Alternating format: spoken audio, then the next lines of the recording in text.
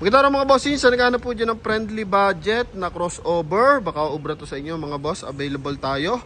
Toyota RAV4 na 2011 model mga bossing. Low mileage lang to mga boss ha.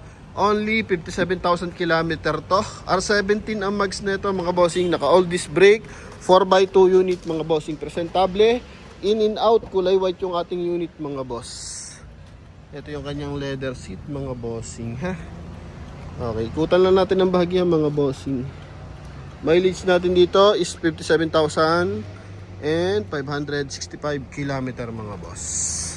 Then sa likuran, meron itong armrest. Yan, so detachable armrest yan mga bossing. Okay. Then 100% hindi binaha yung ating unit. Walang basag yung ating taillight tsaka headlight mga boss. Toyota RAV4 mga bossing, legendary yan. Made in Japan to mga boss, no? Yan, pero ano to, tag dito mga boss, pang export nila to mga bossing. Hindi to local release.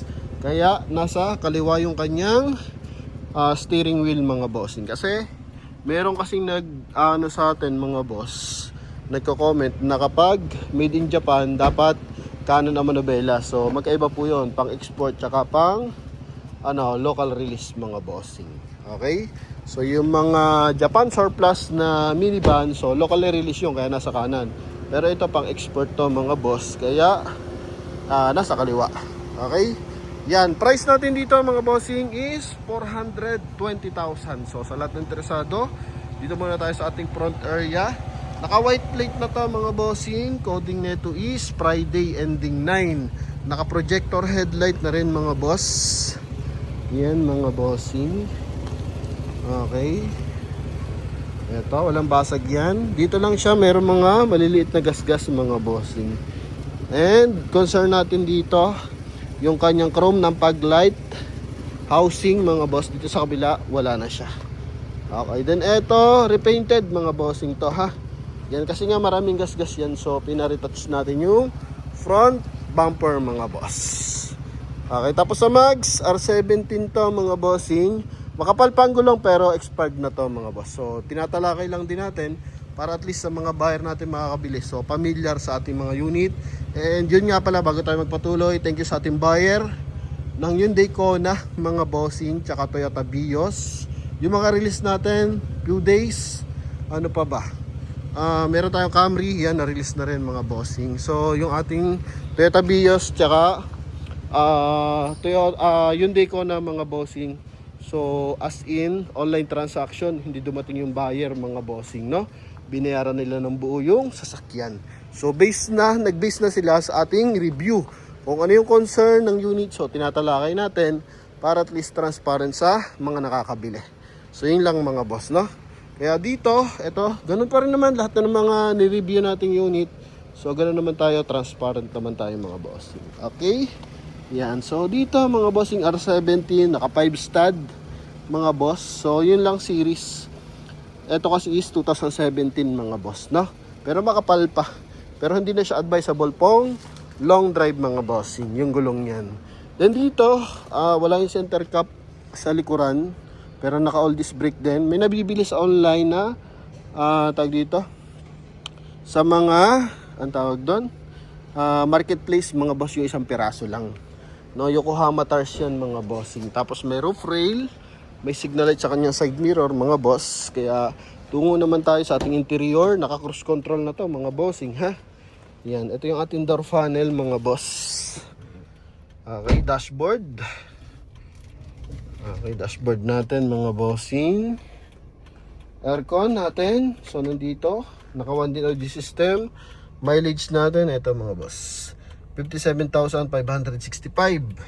Ito yung ating switch ng cruise control. Tapos itong steering wheel natin, so pinakabera na natin siya. Dapat ganito original yung kanyang mga boss, leather. So yun nga lang, 2011. Tapos ang tawag dito, hindi naman siya totally na pudpud, nagbakbak lang mga bossing. So siguro mas lagi siya naka park sa labas kaysa sa loob mga bossing. So it means naka open parking mga boss. So masisira talaga yung mga leather natin na ganyan mga bossing ha. Then, ito yung ating dashboard. So, naka-dual airbag yan mga bossing. Switch ng ating airbag, ng ating hazard mga boss. Aircon, then, ito yung ating 12 volt socket. Yan. So, as in, napakalinis pa ng ating interior mga bossing. So, na-preserve yung kanyang upuan kasi may seat cover to mga bossing. Yun nga lang, nagkalasog-lasog yung kanyang seat cover. Kumbaga, leather din mga boss, kaya ni-remove na lang natin. Okay, then armrest na napakakisig. Then yung kanyang switch ng side mirror. Yan, yung kanyang power fold mga bossing. Nandito. Yan Yan, then yung kanyang power adjust mga boss. Ito rin yung switch. Lagyan natin sa right, tapos galawin natin. Yan ha. Then dito sa kabila, lagyan natin sa left. Then dito naman. Yan mga boss. Ito. Yan, so responsive mga bossing. Yan na. Okay, then kulay ng ating ceiling mga boss is kulay gray. Yan, tapos dito sun visor with mirror, with light. Even yung sa mga sun visor, makikinis pa, mga ilaw. Yan mga bossing. Ha? All goods pa yan mga boss. Yan. Okay, tapos ito yung leather natin. May mga stretch mark ng bahagya mga bossing. Yan. Pero wala siyang mga punit. Okay? Dito, ito pina-repair ng bahagya. Kasi dito original. So, ito yung kanyang naka-ano na mga boss. Naka-upholstery na. Ito lang naman mga boss. Then dito, for stretch mark lang. Ito kasi minsan nasasabitan pag mababa yung driver. So, yun mga boss. Tapos yun, made in Japan mga boss. Okay? Yan. So, tungo tayo sa ating second row. Ito yung second row natin. So, dito may lagay ng mga small accessories. Kabilaan. Ito yung ating dashboard, mga boss. Mapakalinis yan, mga bossing, ha? Ceiling natin, mga boss. Yan, kompleto sa hand grip. Door panel na napakalinis, mga bossing. Okay, tapos yun, kanina pinahita natin yung armrest niya. Pero kailangan dalawang kamay. Hatakin mo to, tapos ibaba mo to mga boss. Yan. Then, sa likod tayo. Naglagay sila ng reverse parking sensor. Magkabilaan. Tapos ito yung ating spare tire. Okay. Ito spare tire natin. Dito naman is may pang cover sa ating trunk compartment. Para kung may mga importante tayong gamit. Tulad yan, naka-light tint yan mga boss. So, makikita yung laman sa loob mga bossing. So, pag may ganito, so ano po protectionan kung ano yung nasa loob ng ating unit. Okay? Tapos dito is additional trunk compartment mga bossing. Kasi nga, nandito na yung gulong niya. Okay? Yan. So, ikot tayo. Then, siyempre, silipin natin yung kanyang engine bay. Kabilang side, ito. Presentable mga boss. Meron lang siya dito maliit na dent. Ito mga boss. Yan. Pero as in goods tong unit na to mga bossing, ha. Kisig. Ito yung kabilang side. Check natin mga window. Okay naman mga boss. So minsan doon lang naman sa mga window may concern. Puro minor lang naman usually. Okay, yan. Maayos ang transmission, makina, aircon mga boss. Yan. Then, punta tayo sa ating engine bay. Ito engine bay natin. Open lang natin mga boss. Ha? Makina na ito is 2.4 liters na gasoline engine. And naka-timing chain mga boss. Ito. Sa pedal, ating gas, tsaka brake. So, makapal pa talaga mga bossing. Sa mga buyer natin interesado, so pwede kayong tumawag sa ating contact number na nasa screen. Connected yan ng Viber and WhatsApp mga boss. Ito. So naka Motolite Enduro.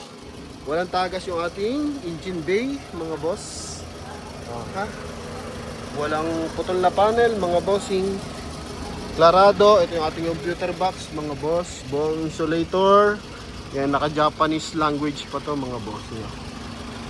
Engine displacement natin 2362 cm. Yan. So equivalent of 2.4 liters gasoline engine mga boss. So yun lang mga bossing. Sa lahat ng interesado, pwede kang magpadalang mekaniko, relatives na marunong sa sasakyan mga boss. Open tayo sa anong transaction, cash and trade-in mga bossing. By financing, hindi muna mga boss kasi medyo mataas nga interest. Tapos, kumbaga, pag nag-ano kasi tayo mga bossing, car loan, so nagkaroon tayo ng problem sa monthly amortization, so mababatak yung unit. So much better, mag-cash na lang tayo, o kaya kung kulang yung pera nyo, pwede kayong personal loan sa bangko, doon kayo umutang ng pera para ibili ng sasakyan, para at least maiwasan natin yung mahatakan ng sasakyan mga boss, ano? So yun lamang muna mga boss sa lahat ng interesado. So tawag na kayo sa lahat ng sumusuporta. So maraming salamat na sa mga kayo lupalop sa mundo mga boss. Yun lang, thank you very much and bye bye.